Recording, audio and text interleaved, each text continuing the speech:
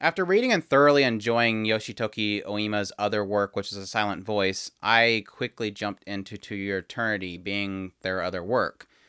And what I found is that I wasn't as grabbed by that particular series.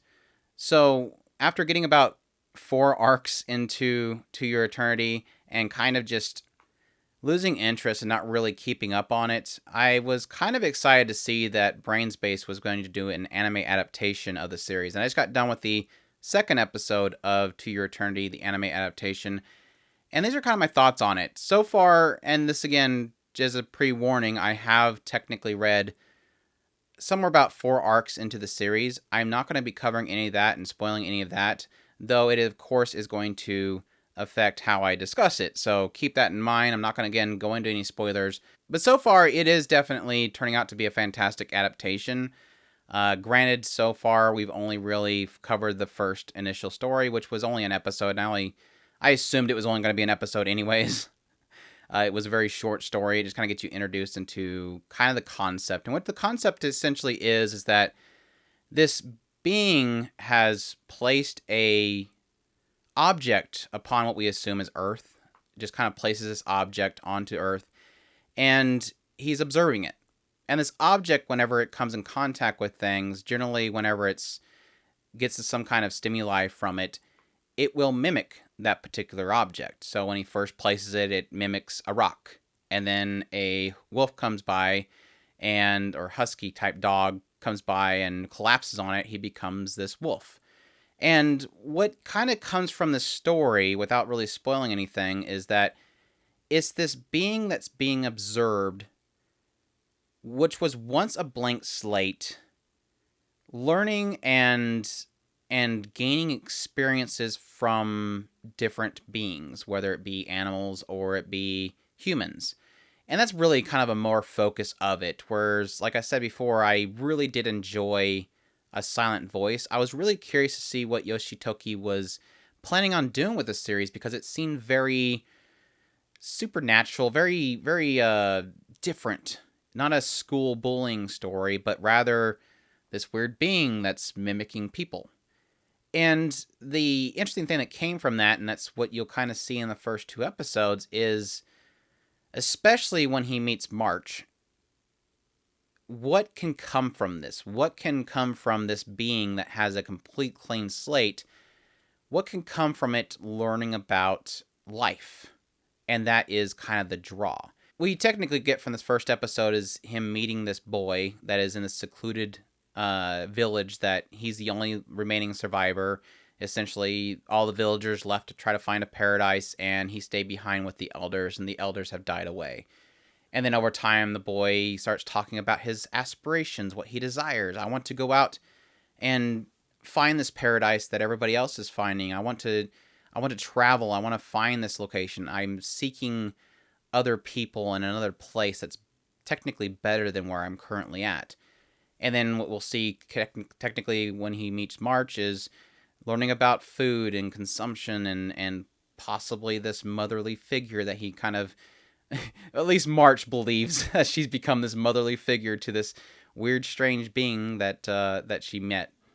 And that's kind of the interesting thing that this story is hinting at already, and you'll kind of get into going further. And I'm really curious to see how they adapt that. So far, I've absolutely loved the adaptation. They really did portray the boy's frustration with what he found in his travels. It did a great job of portraying this this kid, essentially, March, feeding this unknown person and the goofy things that come from that. So it's doing really well in portraying all these scenes. I do feel that it feels fast-paced at times. I mean, the whole introduction of March, her village, the fact that they do have a sacrificial kind of system they have in play where a village will be selected to have one of their untainted children be a sacrifice to this being on this mountain. And it felt like it rushed through all that stuff. But technically, if I remember correctly, that was the case with the manga. So it's kind of keeping to pace with what the manga was doing technically. So you can see that as a bad thing or a good thing. I feel that they could have done better to kind of slow down the pace and do a better job adapting it. But we are working with 20 episodes, and what it looks like based off of the intro, it is going to be covering a good, 4 or so arcs. So it's got a lot of time to work with. Plus, I think the next arc after March is technically a pretty long one, if I remember correctly. So yeah, it's doing a good job of kind of introducing everything, the system, what this being is, the emotions that it's going to be slowly kind of learning, and I'm super excited about how that's going to turn out. Now, super big warning. Super big warning. Don't watch the intro. I'm kind of glad that I can actually say that for once. But man, it shows way too much, and I hope that people don't get too much out of that.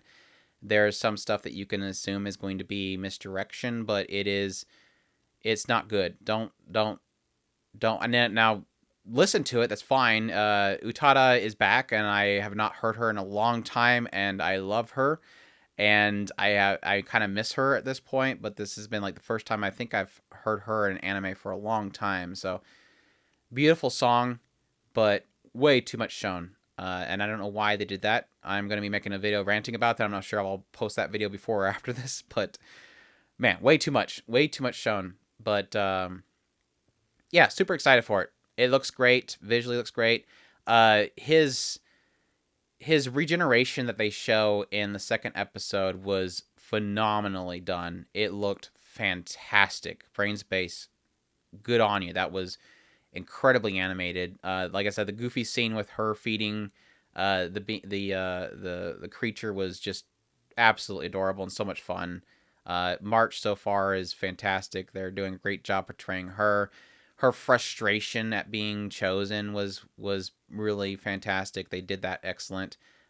Just all around, I have no complaints. Besides, like I said, it technically does rush through a lot of stuff with the selection process and March's, I guess, feelings towards it, and everybody's feelings towards it. But that technically was, I think, a case in the manga as well. So I guess they're technically trying to keep it one for one in that regard. But yeah, fantastic. I love they chose Kenjiro Suda as the Beholder, and I always love hearing his voice. So yeah, excellent there. Just great stuff overall, and looking forward to more, and definitely excited for it. And I hope you guys enjoy my impressions of this.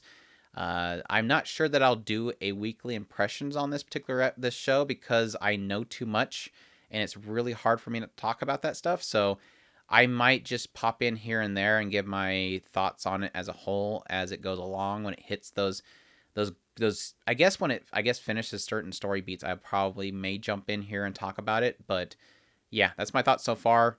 Looking forward to more. Brainspace is doing fantastic. They have 20 episodes to work with, so lots of great episodes coming into the future and into another season. So if you do enjoy this video, please leave a comment. Let me know what you thought of this episode, and if you're checking it out. And as always, if you have not already, please subscribe. It definitely helps us out, and I hope you all enjoyed, and y'all take care.